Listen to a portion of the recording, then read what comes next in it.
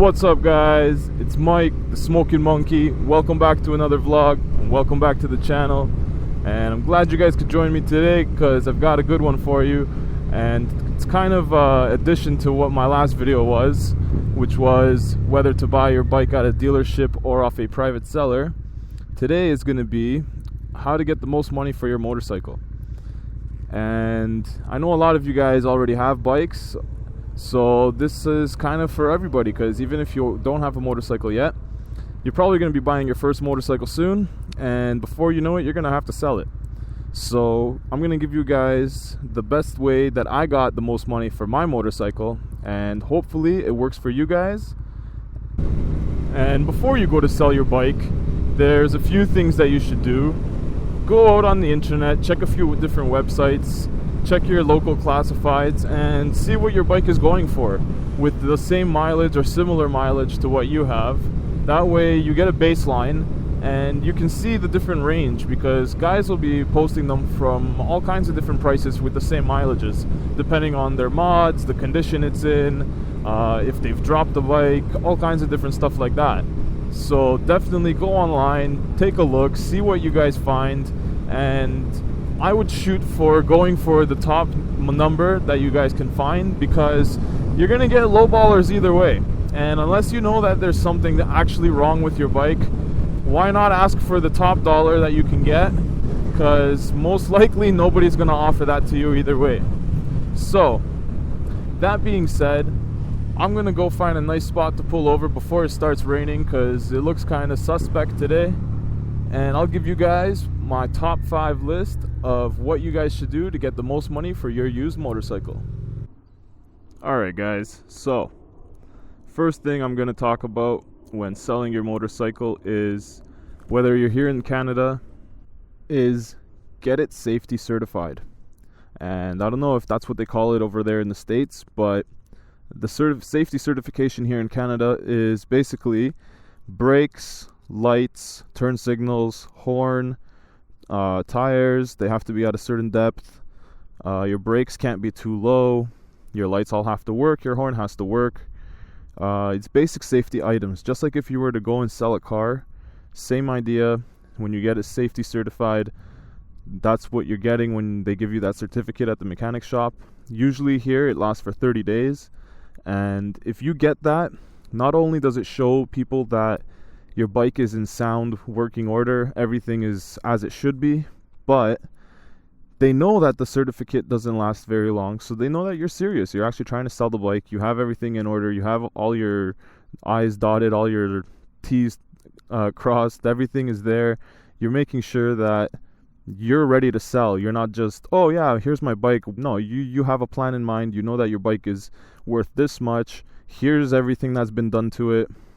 And that goes with the second thing that I'm going to say. Have a service history.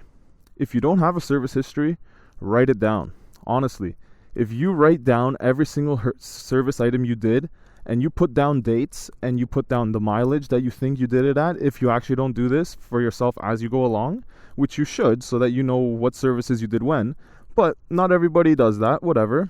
So make yourself a document on your computer and write down all the different services you've done, all the different times that you've done them, and hopefully this gives you a little bit more credibility when you go to sell your bike and show your bike, to say, yes, I've done the brakes at this mileage, I've done the oil at this mileage, I've done this at that mileage, I've done everything when I should have. So that takes me to the next step. Make sure all your fluids are topped up. Don't go and show your bike and you've got your brake fluid all the way at the bottom minimum line here. You've got dirty oil in there. Right now you can't see the oil because it's on an angle. Well, trust me, I've got oil in there. But make sure it's clean. Make sure that you just change the oil. That's not very expensive on a motorcycle. Most bikes don't take more than about 2 to 3 liters of oil, depending on what you're riding. And just simple little things like that will show that you cared for it and that you actually liked the bike.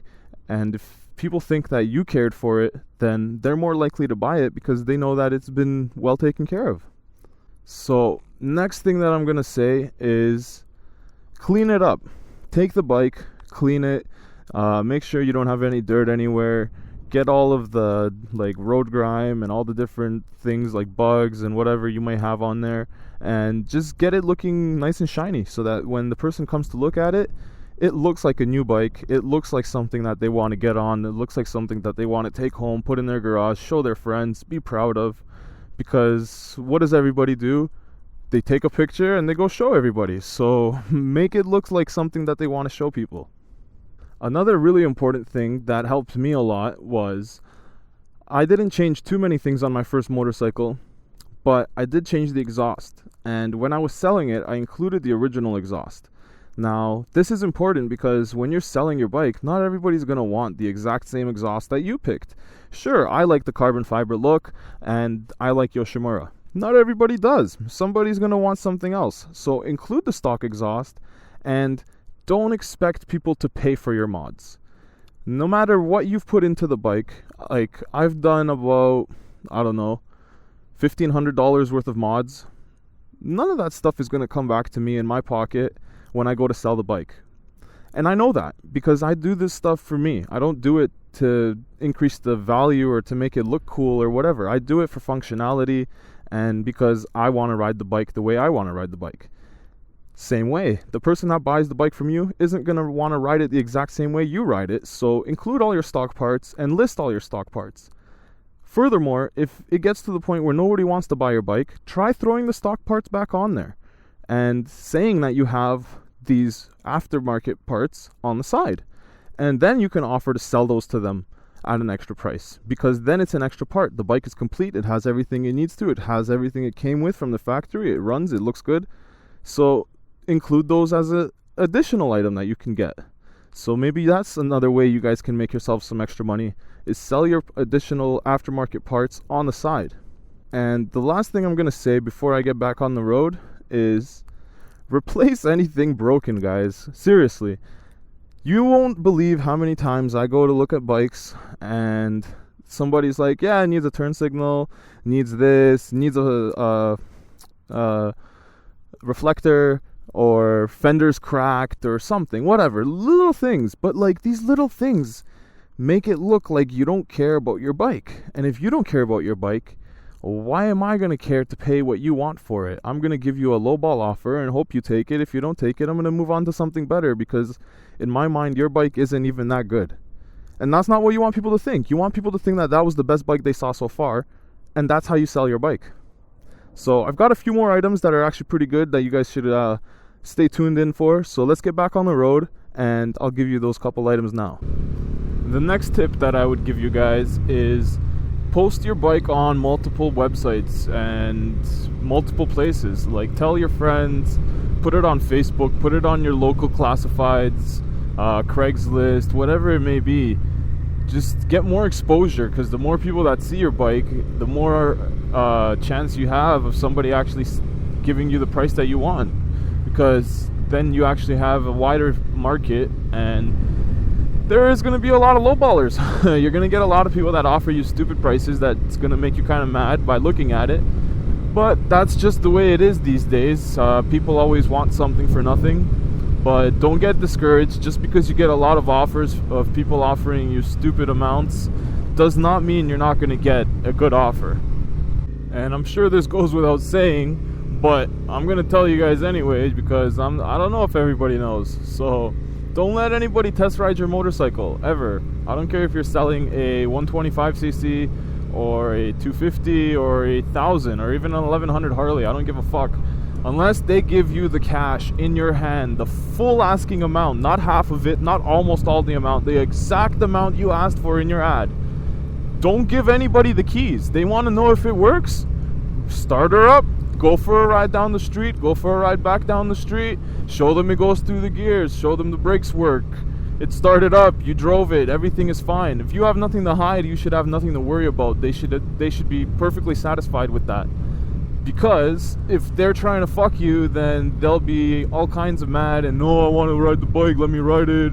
Well, what do you mean I have to have the money? How do I even know if I want this one? Trust me, buddy. You're going to know if you want this one before you come and see me, unless you're trying to steal the bike. Because even when you go to dealerships, I never test rode one of these until I actually went and I wanted to buy one. I don't just go into dealerships test riding bikes for fun.